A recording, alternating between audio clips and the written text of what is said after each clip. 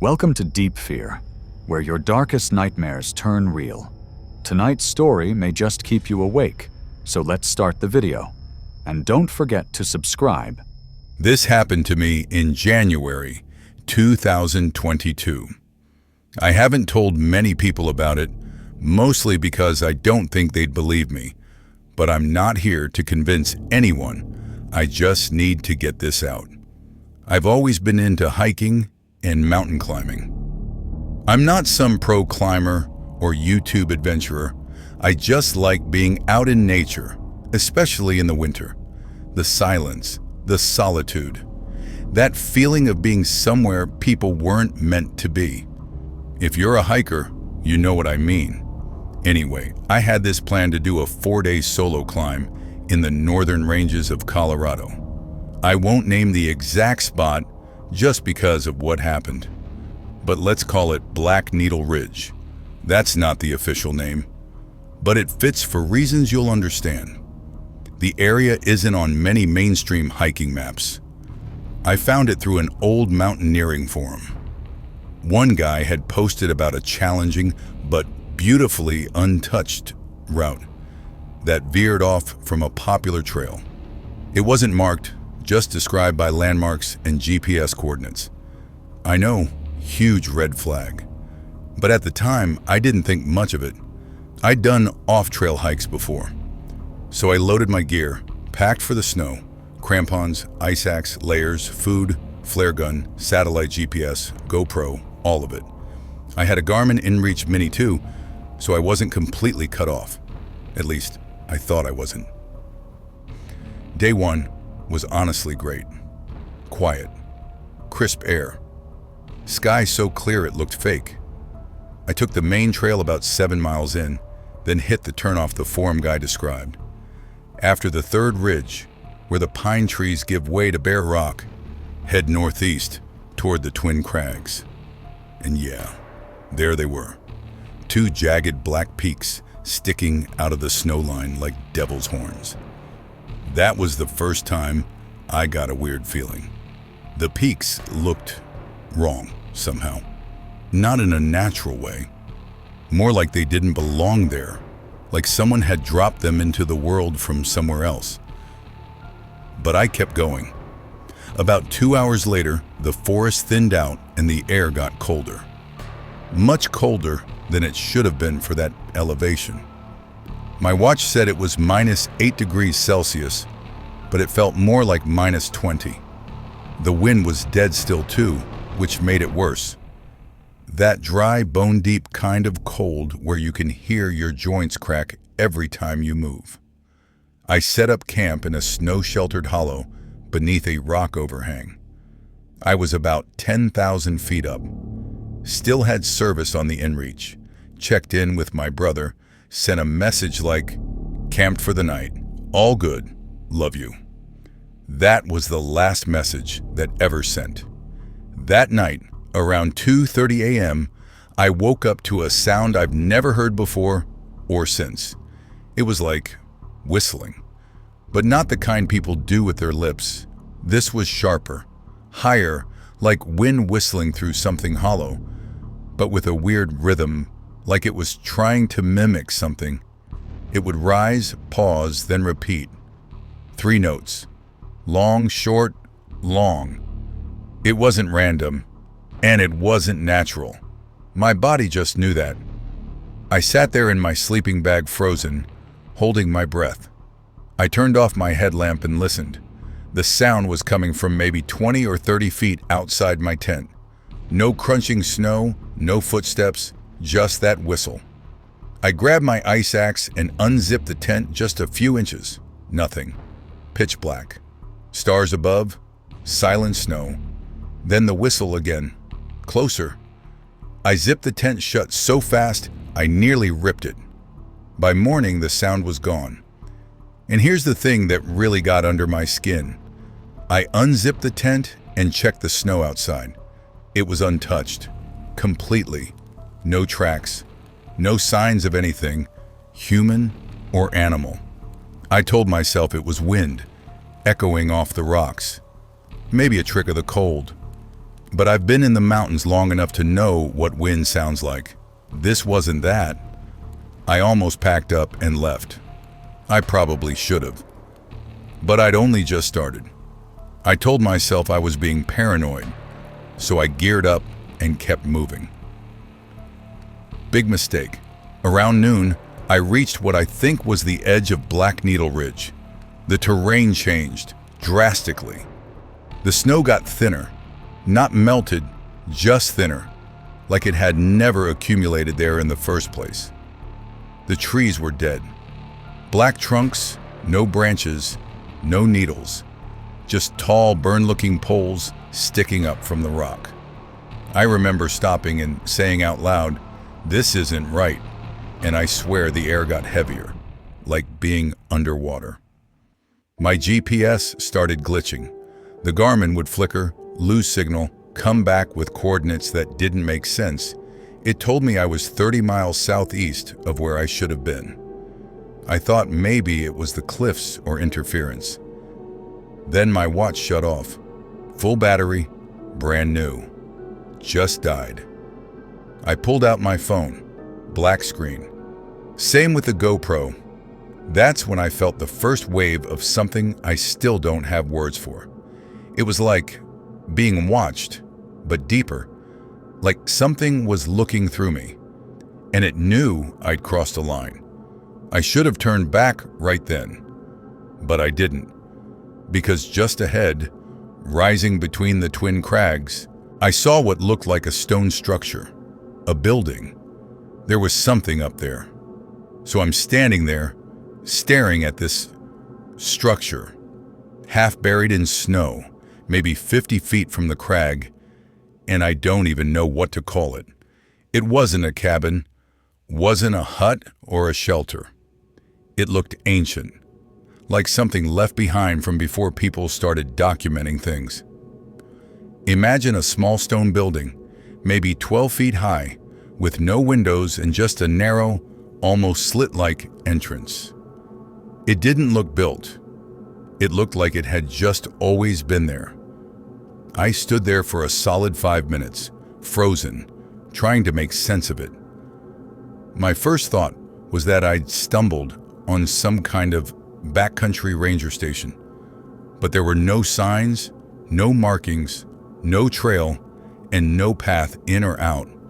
It was just there, tucked under the shadows of the Twin Peaks. Then I noticed something else. There were no footprints, no animal prints, no human prints, no tracks at all. Even though snow had clearly fallen recently, the area around the structure had almost none. It wasn't melted. It was like the snow refused to touch that spot, like the ground itself was rejecting it. Now you're probably thinking, why the hell didn't you turn around? And trust me, I've asked myself that question more times than I can count. But in the moment, my brain overrode my gut. I told myself it was probably just an old mining cabin or some shelter built decades ago that didn't make it onto maps. The kind of thing hardcore climbers or forest rangers wouldn't know about. I walked up to it slowly, crampons crunching the shallow snow.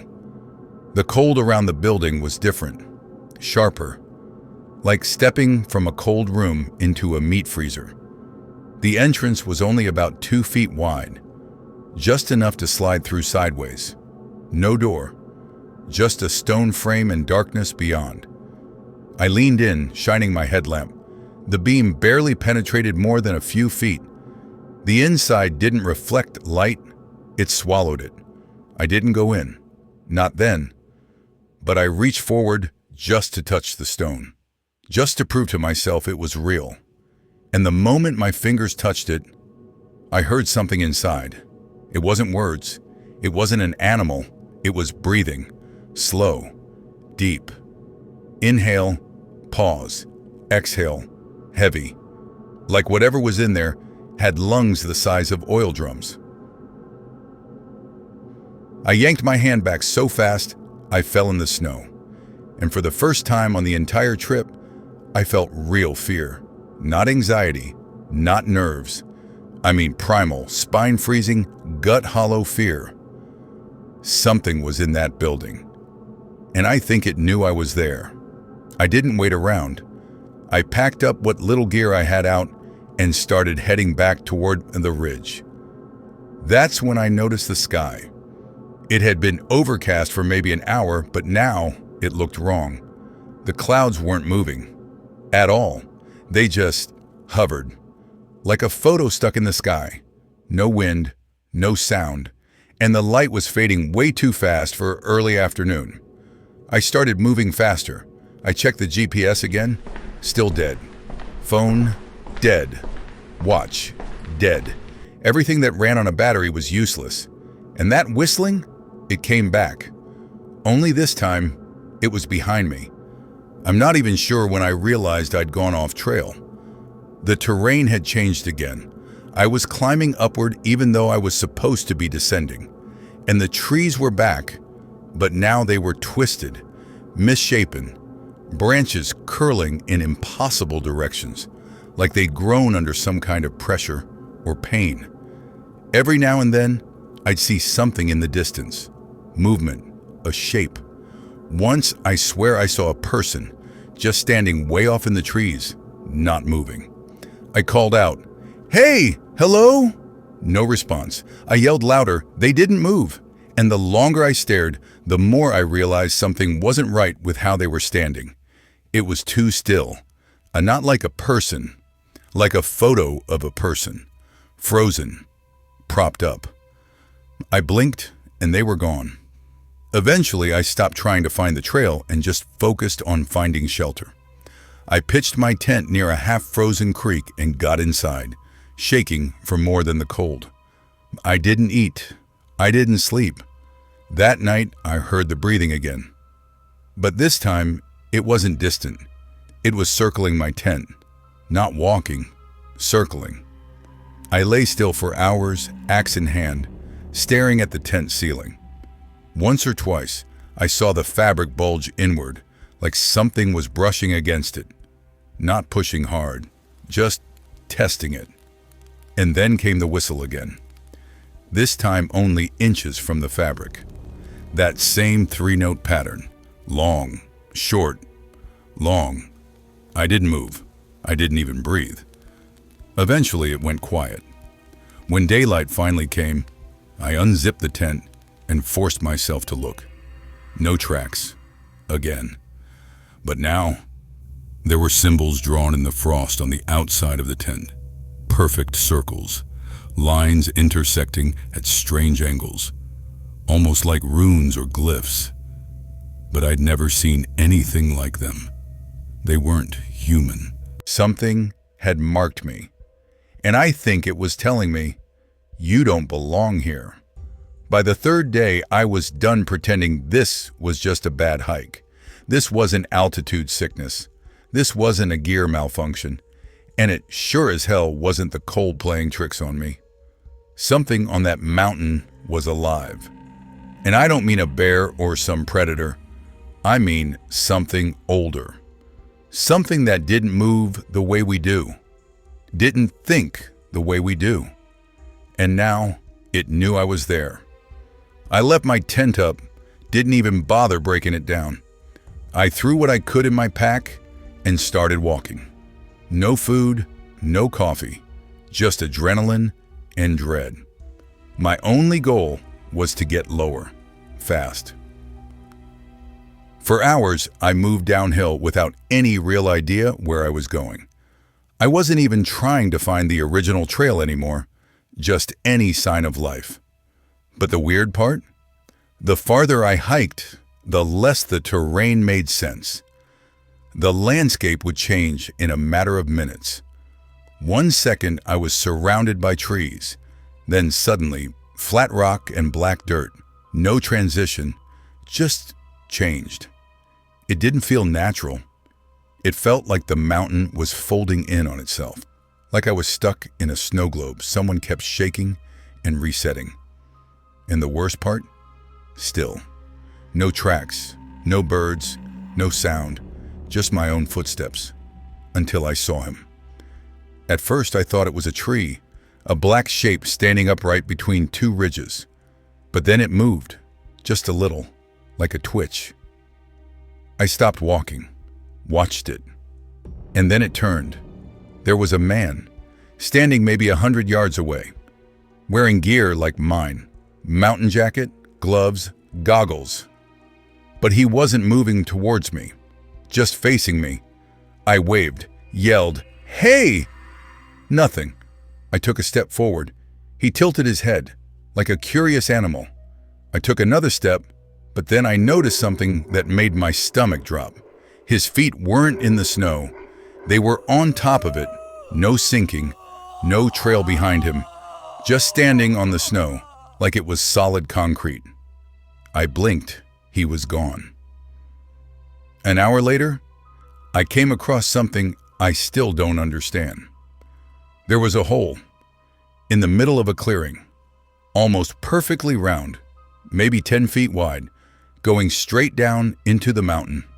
No markings, no footprints, no animal signs, just a dark shaft dropping into blackness. I knelt beside it, shined my headlamp in. The light didn't reach the bottom. I dropped a rock in, counted, nothing, no sound, just swallowed whole. And then I heard a voice, not from inside the hole, from behind me. It said, "You're not supposed to be here." I spun around, ice axe raised. Nothing. But the voice wasn't in my ears. It was in my chest, like when you're at a concert and you feel the bass more than you hear it. It vibrated through me. I looked around, not a single soul. But I knew I wasn't alone. And that's when I snapped. I screamed, cursed, yelled at the trees, at the sky, at whatever the hell was out there. I said, "I'm leaving. Do you hear me? I'm done." The wind picked up. The first wind I'd felt in 2 days.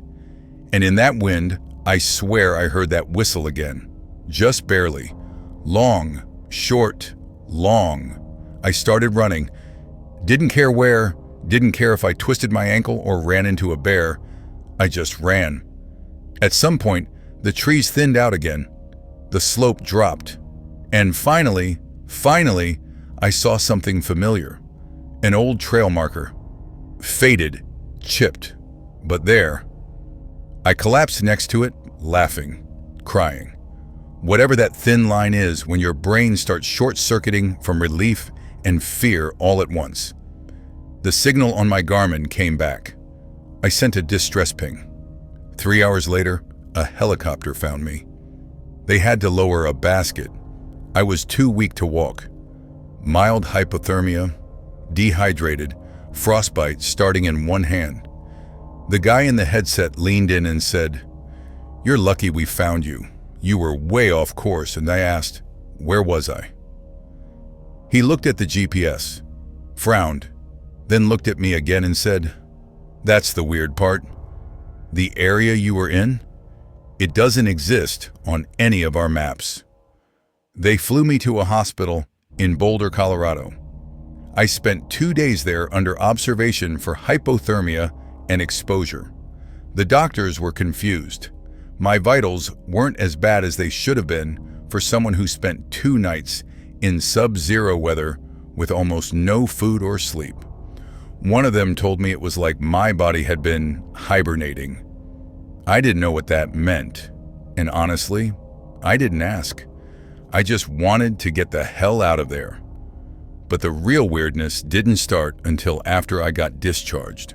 When I finally got my phone back, after it was recharged, I noticed something strange.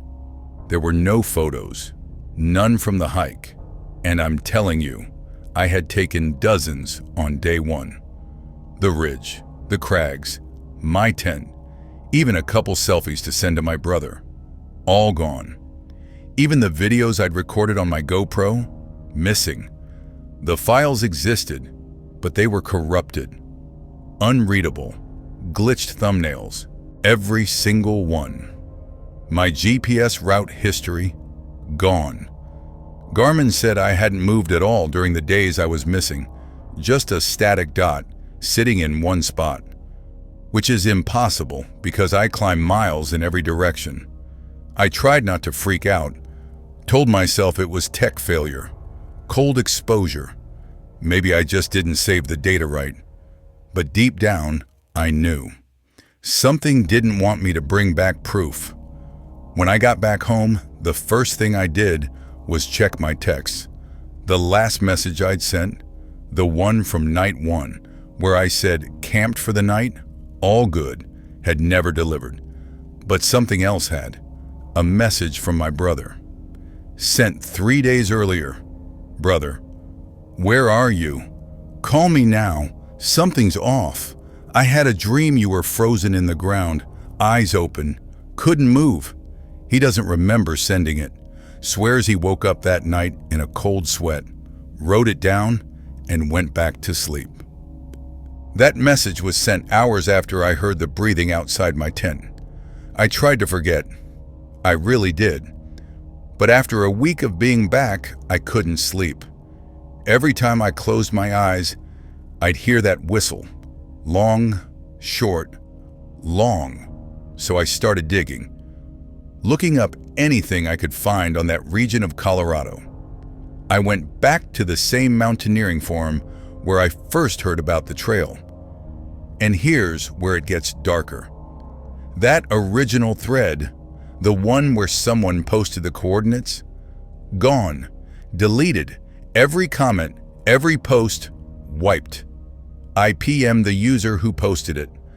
Account deactivated.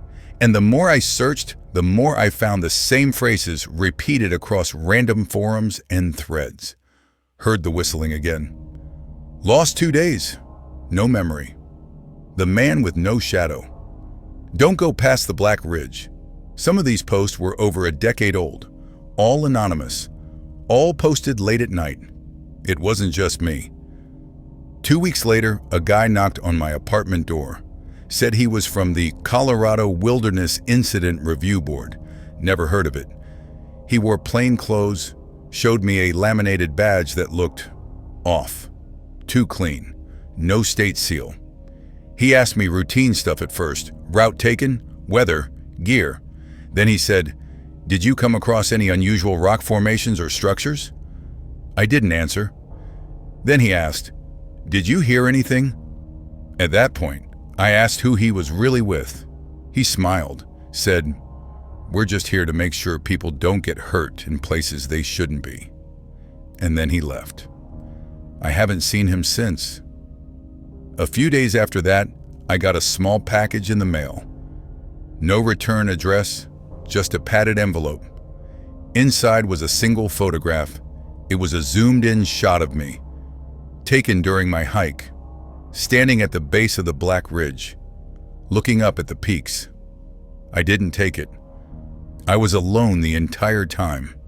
But in the photo, just behind me, barely visible in the tree line, was a figure wearing the same gear as me, head tilted, watching. After that photo showed up, I couldn't pretend it was over. I spent hours staring at it, zooming in, enhancing it. But the figure in the background, it didn't make sense. The outline was me. Same gear, same posture. But the face, or where the face should have been, was just a blank space under the hood. Not blacked out, not shadowed. Just missing. No facial features at all. Like someone had erased them. The longer I stared, the worse the headache got. I eventually had to put the photo in a drawer and leave the apartment for a few hours just to breathe. I started realizing something terrifying. Whatever was on that mountain, it didn't stay there. Things at home weren't normal after that. I started hearing sounds at night, subtle things. The soft crunch of footsteps in the hallway when no one else was home. The 3-note whistle, so faint it could have been imagined, but it wasn't. And the worst, scratching on the inside of the windows. Not outside, inside. I thought I was losing my mind. I even brought in a friend to stay over. Didn't tell him anything, just said I'd had a weird hiking accident and wasn't sleeping well. That night, he woke me up around 3 a.m., pale as a ghost. He said, "Hey man, why were you standing in the corner of your room?" I wasn't.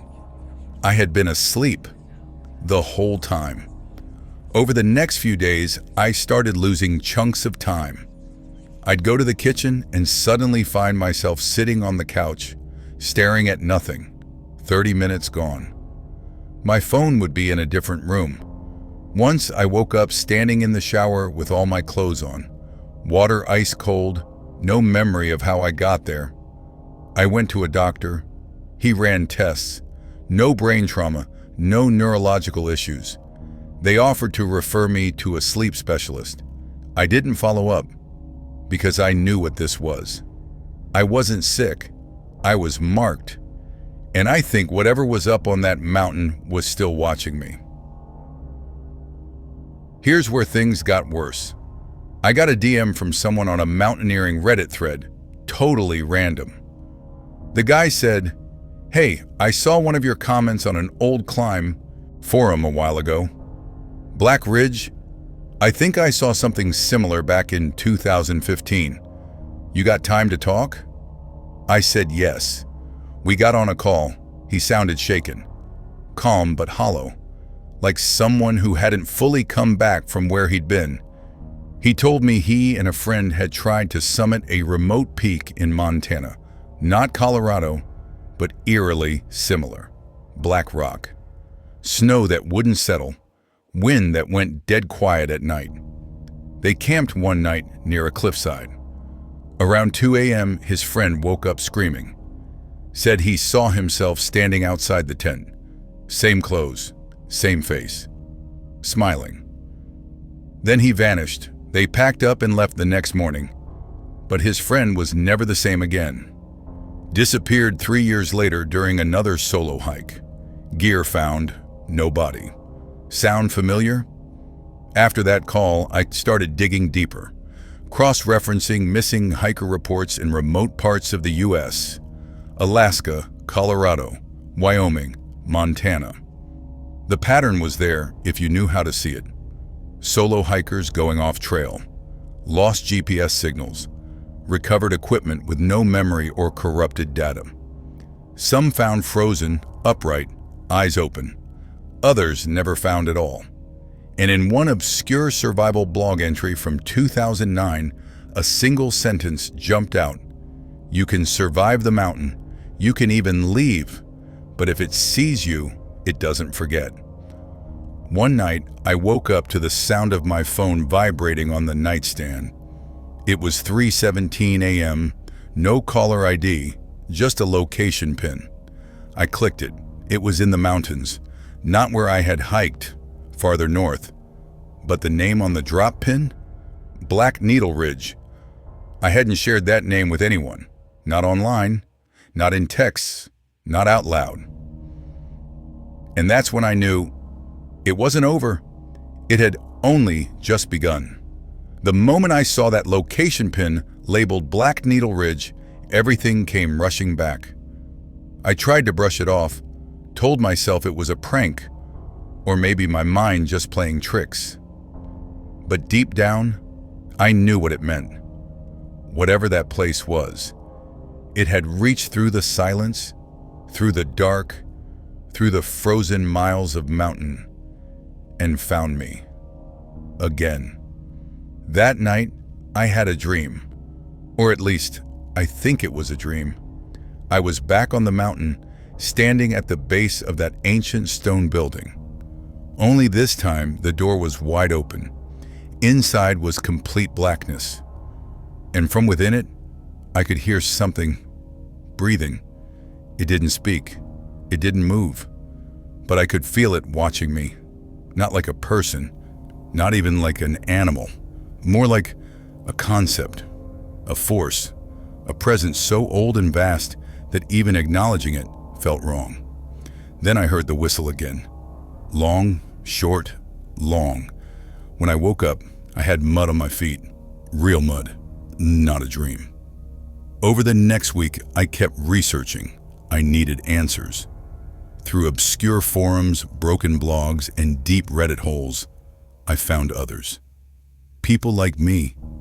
They didn't always call it Black Needle Ridge.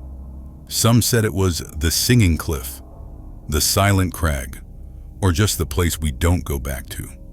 But the pattern was always the same. Solo traveler, remote winter climb, an unmarked structure, breathing, the whistle, and finally, being followed home. I joined a private chat group with 3 others. One of them, a woman from British Columbia, had seen the same symbols I found on my tent, carved into a tree near her camp.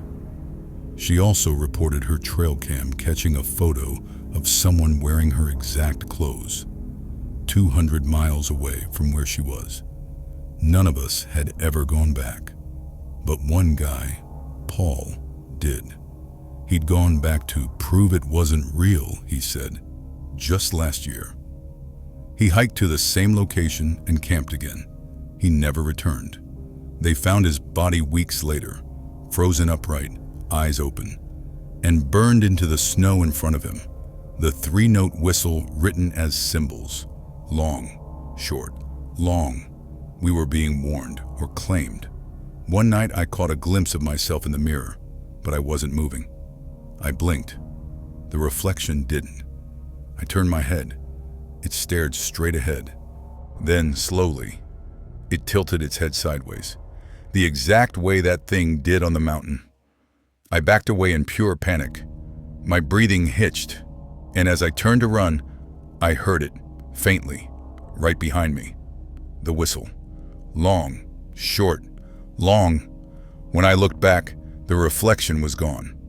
I barely slept that night. When I did, I dreamed of the building again. But this time, it was closer. I was inside it, and I wasn't alone. The next morning, my bathroom mirror had fog on it, even though I hadn't taken a shower. Written in the fog was a symbol, one of the same ones from my tent. A circle intersected by a jagged X. I took a photo, but the photo came out blank. I didn't want to go back. Every cell in my body screamed, "Don't." But I couldn't sleep, couldn't live. That place had attached itself to me like a parasite. So I planned a short return trip, not to climb, not to camp, just to face it. With proper gear, backup, and a tracker that broadcasted my location live. I never planned to go inside the building, just get close, just look again. And when I did, it was worse than I remembered. The structure had changed. Now it had windows, long, narrow slits near the top, and behind one of them, I saw a face. My face, not dead, not scared, just watching. I never crossed the threshold. I never stepped inside, but it didn't matter. When I turned to leave, the world around me shifted again. The trees warped, the air went thick, and for a brief second, I wasn't in Colorado anymore. I was inside the building. No light, no walls, just breathing and laughter. Soft, high-pitched laughter, like a child in a tunnel. I don't remember how I got back to my car. Just woke up in the driver's seat hours later. No memory of the descent. GPS showed I had moved, but I didn't recall a step of it. I'm telling this story because I need someone to believe me. Not because I want attention, but because there are places out there, real places, that we aren't meant to find. And if you do find one, don't go inside. Don't look back. And if you hear a whistle, run. Because once it sees you, it never lets go. If you enjoyed this nightmare, like and subscribe. We'll see you in the next one.